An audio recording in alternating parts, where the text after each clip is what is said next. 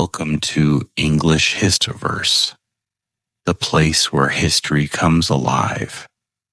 Today, we have a very special story for you. Imagine a little girl. She has no real friends. She cannot go outside alone. She cannot even walk down a staircase without someone holding her hand. She sleeps in her mother's room every night. She is watched every single moment. But one morning when she is only 18 years old, everything changes. She wakes up and she is told she is now the Queen of England. Not just England, she will one day rule over 400 million people. 1/4 of the entire world. This is the story of Queen Victoria, a story of a lonely girl who became the most powerful woman in history. Stay with us, you will not want to leave. Our story begins on May 24th, 1819. In a place called Kensington Palace in London, England. A baby girl is born. Her name is Alexandrina Victoria, but everyone will simply call her Victoria. Her father is Prince Edward, the son of the King of England. Her mother is Princess Victoria, from a small German royal family. Victoria's life starts with tragedy. Her father dies when she is only 8 months old. Just 8 months. She never really knew him. And so she grows up with just her mother and a man named John Conroy, her mother's advisor, a man who wanted to control everything. They created something called the Kensington system, a set of very strict rules. Victoria could never be alone. She could never meet children her own age. She had to sleep in the same room as her mother. Every step she took was watched. They wanted to keep her weak. They wanted her to need them, so that when she became queen, they could control her. But Victoria was not weak, not inside. She kept a diary every single day. She wrote her feelings, her sadness, her anger, her dreams. She had one true friend, her dog, Dash. And she had one great love, her lessons. She studied history, languages, music. She was intelligent, curious, strong-willed, even if no one could see it yet. It is June 20th, 1837. The sun has not yet risen. Victoria is sleeping in her mother's room. She is 18 years old. Suddenly, there is a knock at the door. Then another, louder. She wakes up. 2 men are standing there. The Lord Chamberlain, the Archbishop of Canterbury. They kneel before her. They tell her, King William IV has died. And she, Victoria, is now the Queen of England. She received them alone, without her mother, without John Conroy. For the first time in her life, she was alone, and she was free. That same morning she wrote in her diary, she wrote that she would be good, she would be kind, she would be just. She was 18 years old, and she had just inherited the world. People did not take her seriously at first. She was too young, too small, only 5 feet tall, too inexperienced. But she surprised them all. In her very first meeting with her royal advisors, she walked in. She sat down. She looked at each man in the room, and she ran the meeting perfectly. One advisor later wrote in his diary, he had never seen anything like it.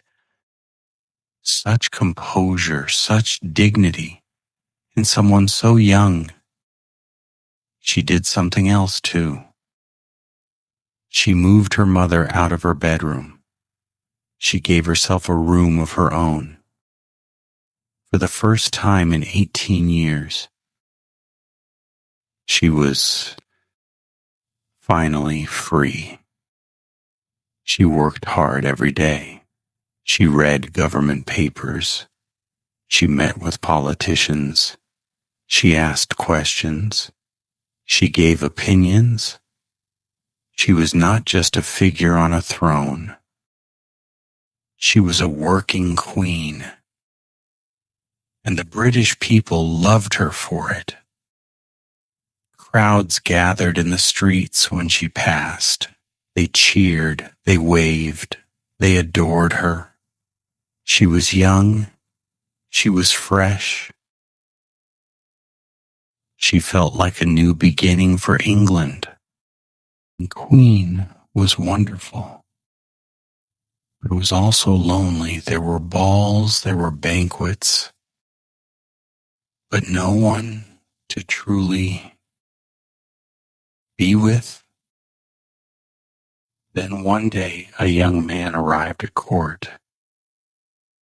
His name was Albert. Prince Albert of Saxe-Coburg and Gotha. Her cousin, actually.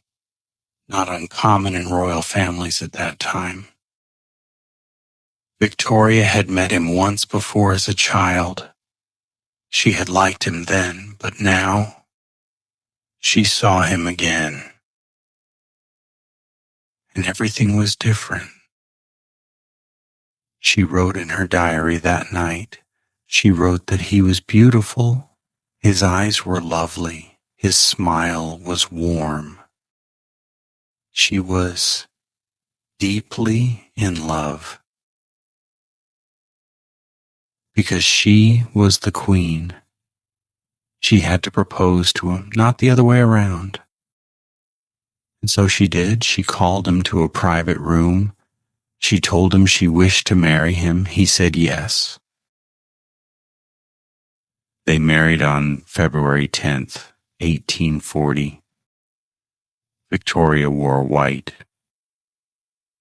a choice that was unusual at the time, but it started a trend that continues to this day because of Victoria. Brides around the world still wear white. Albert became her greatest partner. He helped her with her work. He gave her ideas. He supported her in every way. Together they had 9 children. 9. Victoria always said that Albert was the love of her life. Under Victoria's reign, Britain became the most powerful nation on earth. The British Empire grew and grew. It stretched across every continent, India, Australia, Canada, Africa. They said the sun never set on the British Empire, because somewhere in the empire, the sun was always shining. This was the age of the Industrial Revolution. Trains were built. Factories rose. Cities grew bigger and bigger. Britain was the workshop of the world. Victoria and Albert loved progress. In 1851, they organized the Great Exhibition, the greatest world fair ever seen, held in a stunning glass building in London called the Crystal Palace. Over 6 million people came to see it from all over the world. Victoria was proud. Her country was leading the world in science, in technology, in art. It was a golden age, and she was at the center of it all. In 1876, she was given a new title, Empress of India. She was now not just a queen, she was an empress, the most powerful woman on the planet. But then something terrible happened. The thing she feared the most. It is December 14th, 1861. Victoria is 42 years old, and Prince Albert dies. He is only 42 years old, too. He had been sick with fever for weeks, and then he was gone. Victoria was shattered, completely and totally broken. She had lost her partner, her best friend, her love, her Albert. She wore black every single day for the rest of her life. 40 years in black. Every night she slept with a cast of his hand beside her. She had his clothes laid out on his side of the bed every day, as if he might come back. She withdrew from public life. The people became frustrated. They could not see their queen. Newspapers called her invisible. Some even questioned whether Britain needed a queen at all. But slowly she came back, not fully, never fully. But she continued to rule. She continued to work. She continued to lead, even in the depths of her grief, because that was who she was. Queen Victoria reigned for 63 years and 7 months, the longest reign of any British monarch before her. She saw the world transform, from horse carriages to the first motor cars, from candles to electric light, from handwritten letters to the telephone. She outlived so many people she loved, her husband, some of her children, even some of her grandchildren. She died on January 22nd, 1901. She was 81 years old. She asked to be buried holding Albert's hand cast. Even in death, she reached for him. Her legacy is impossible to measure.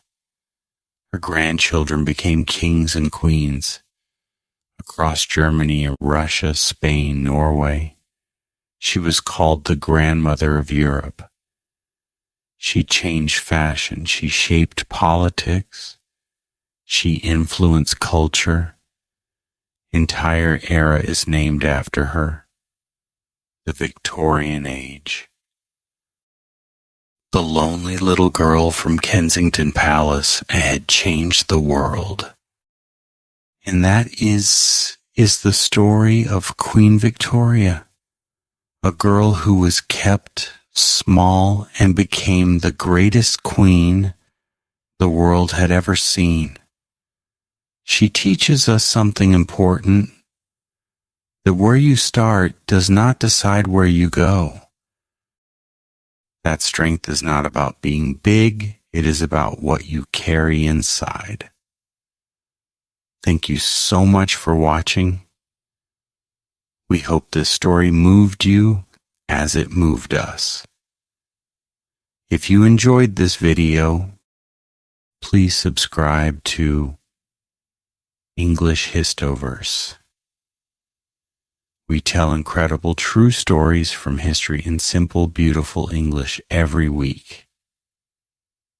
Hit the subscribe button now and turn on the notification bell so you never miss a story. And if this video made you feel something, leave a comment below. Tell us what you thought of Victoria. We read every single comment. See you in the next story.